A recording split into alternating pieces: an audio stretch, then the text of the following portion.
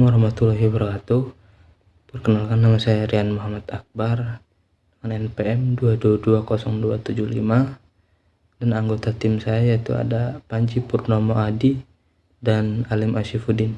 Tugas dari ekonomi manajerial yang berjudul regulasi, analisis resiko, dan penganggaran modal.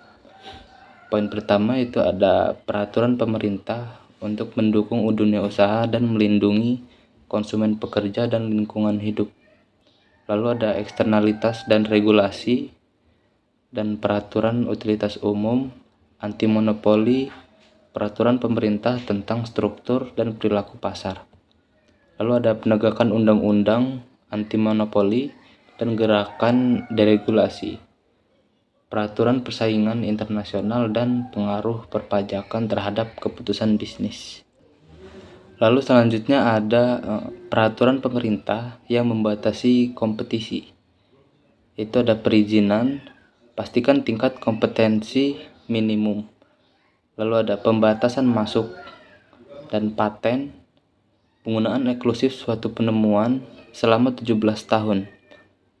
Lalu ada monopoli terbatas, dan ada Undang-Undang Robinson-Patman 1936 dan pembatasan persaingan harga.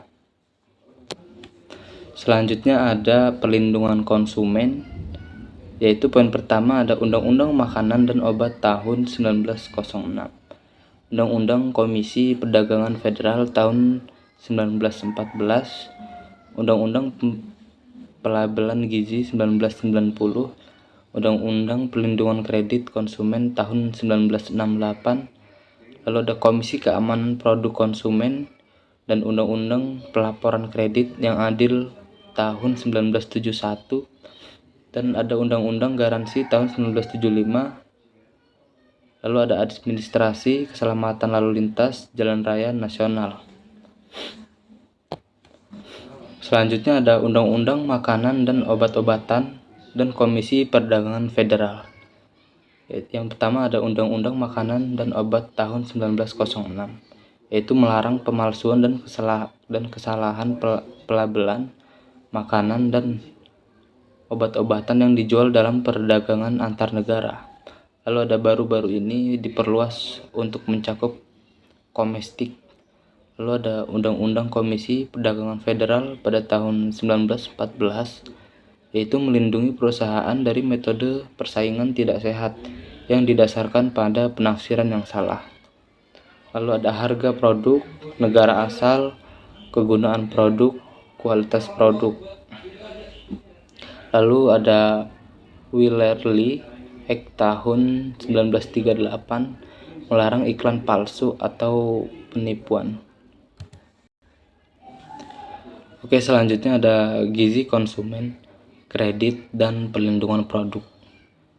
Yang pertama ada Undang-Undang Pelabelan Gizi pada 1990.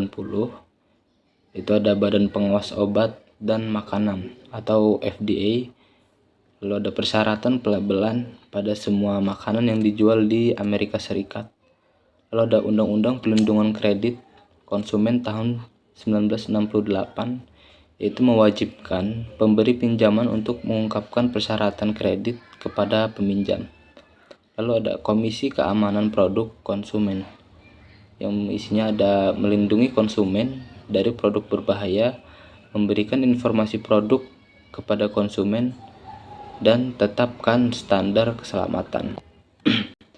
Selanjutnya ada perlindungan konsumen lebih lanjut, yaitu Undang-Undang Pelaporan Kredit yang Adil tahun 1971, yaitu hak untuk memeriksa berkas kredit, melarang diskriminasi kredit.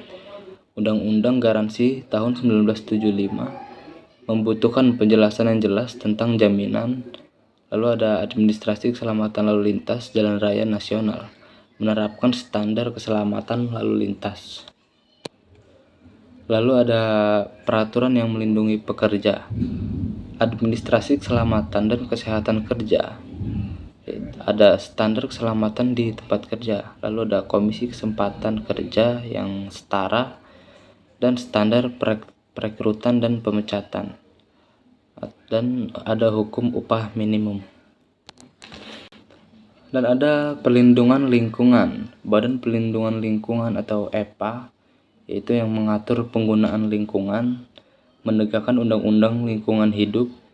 Lalu ada Undang-Undang Udara Bersih pada tahun 1990, yaitu ada membutuhkan pengurangan polusi secara keseluruhan dan mendirikan pasar untuk izin polusi. Poin selanjutnya ada eksternalitas, yaitu efek samping yang merugikan atau menguntungkan dari produksi atau konsumsi beberapa produk. Teori regulasi kepentingan umum, yaitu regulasi yang dibenarkan jika dilakukan untuk mengatasi kegagalan pasar. Eksternalitas dapat menyebabkan kegagalan pasar. Eksternalitas produksi dan konsumsi. Disekonomis produksi atau konsumsi eksternal, itu biaya yang tidak terkompensasi. Yang kedua ada perekonomian eksternal produksi atau konsumsi, manfaat tanpa kompensasi. Baik, itu pada panel bagian kiri menunjukkan bahwa jumlah jam terbaik dari pembuatan perabot per malam untuk individu A adalah 4 dan diperoleh dari titik E, di mana manfaat pribadi marginal bagi individu A, MPB, sama dengan biaya marginal pribadi bagi individu A, MPC.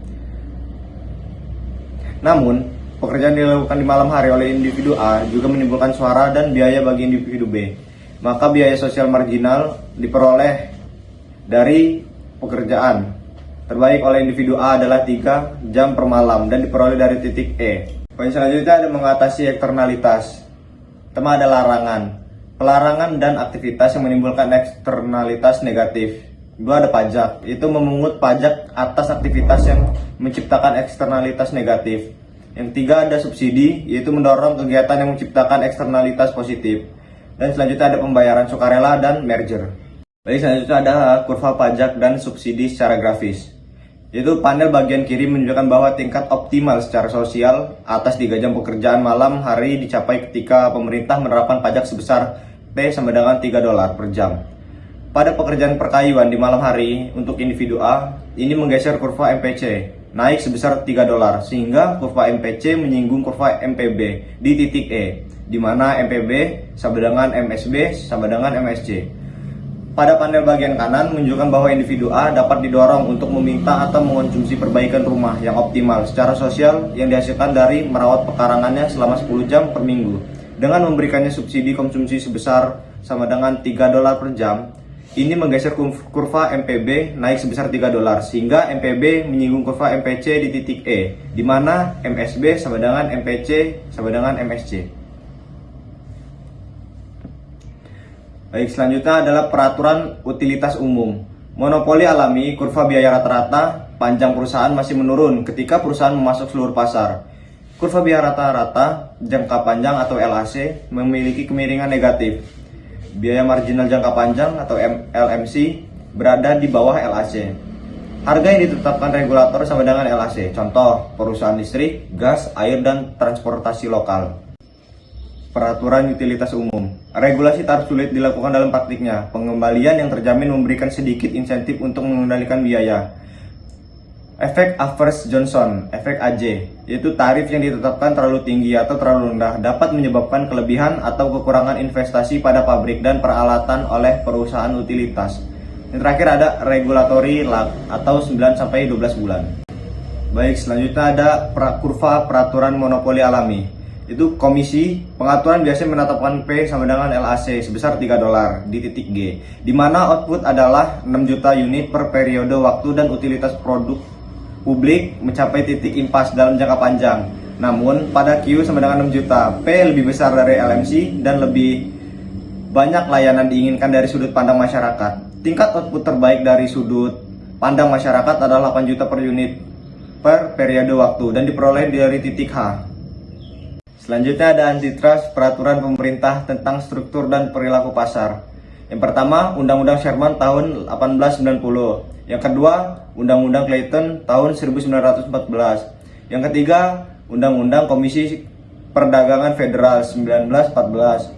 Yang keempat, Undang-Undang Robinson-Patman 1936. Yang kelima ada Undang-Undang Weller-Lee 1938. Dan yang terakhir ada Undang-Undang Anti-Merger Sheller-Keover 1950. Undang-Undang Sherman 1890 dibagi menjadi dua, yaitu yang pertama membuat kontrak apapun kombinasi dalam bentuk perwakilan atau lainnya atau persekongkolan untuk membatasi perdagangan menjadi ilegal. Yang selanjutnya, menjadikan monopoli atau konspirasi untuk memonopoli pasar menjadi ilegal. Undang-Undang Clayton 1914 menjadikan tindakan ilegal untuk melakukan hal-hal berikut jika dampaknya mengurangi persaingan atau menciptakan monopoli. Di antaranya yaitu yang pertama, diskriminasi harga, yang selanjutnya kontrak eksklusif atau mengikat, yang selanjutnya akuisisi saham atau pesaing, dan yang terakhir yaitu mengikat direktorat antar pesaing. Undang-Undang Komisi Perdagangan Federal 1914. Tambahan Undang-Undang Clayton menyatakan bahwa metode persaingan yang tidak sehat adalah melanggar hukum. Mendirikan Komisi Perdagangan Federal. Hal ini dapat dimaksudkan untuk mengadili pelanggar undang-undang anti monopoli dan melindungi masyarakat terhadap iklan palsu dan menyesatkan. Undang-Undang Robinson-Patman 1936 disahkan untuk mengubah Undang-Undang Clayton, berusaha untuk melindungi pengecer kecil, menjadikan tindakan ilegal untuk menjual dengan yang lebih rendah atau lebih murah di satu pasar dibandingkan di pasar lain dengan harga yang terlalu rendah, dengan tujuan menghancurkan pesaing atau menghilangkan pesaing. Undang-Undang Anti-Merger Killer-Kefauver 1950 menutup celah dalam Clayton, menjadikan tindakan ilegal untuk membeli tidak hanya saham tetapi juga perusahaan pesaing jika pembelian tersebut secara signifikan mengurangi persaingan atau cenderung menciptakan monopoli. Undang-undang tersebut melarang semua jenis merger jika hal terus mengurangi pesaing. Penegakan anti-monopoli. Ada beberapa solusi. Yang pertama, pembubaran dan divestasi, perintah, keputusan persetujuan, denda dan hukuman penjara, perilaku anti-pesaing, paralelisme sadar, dan penetapan harga predator. Peraturan persaingan internasional, yaitu tarif, pajak atas impor kuota, membatasi jumlah impor, pembatasan ekspor sukarela, eksportir membatasi jumlah ekspor, dan yang terakhir yaitu pengaduan anti-dumping. Pengaruh perpajakan terhadap keputusan bisnis yaitu ada dua. Yang pertama, pajak dan subsidi mempengaruhi keputusan. Pajak menghambat aktivitas, subsidi mendorong aktivitas. Yang selanjutnya yaitu perbedaan internasional. AS mengenakan pajak atas pendapatan tenaga kerja dan modal, sehingga menghambat pekerjaan dan investasi. Sedangkan Eropa mengenakan pajak pada konsumsi, sehingga mendorong tabungan dan investasi. Bisa kita lihat tabel di atas, yaitu tarif pajak perusahaan maksimum atas laba yang dihitung sebelum pajak di beberapa negara maju dan beberapa negara berkembang pada tahun 2016.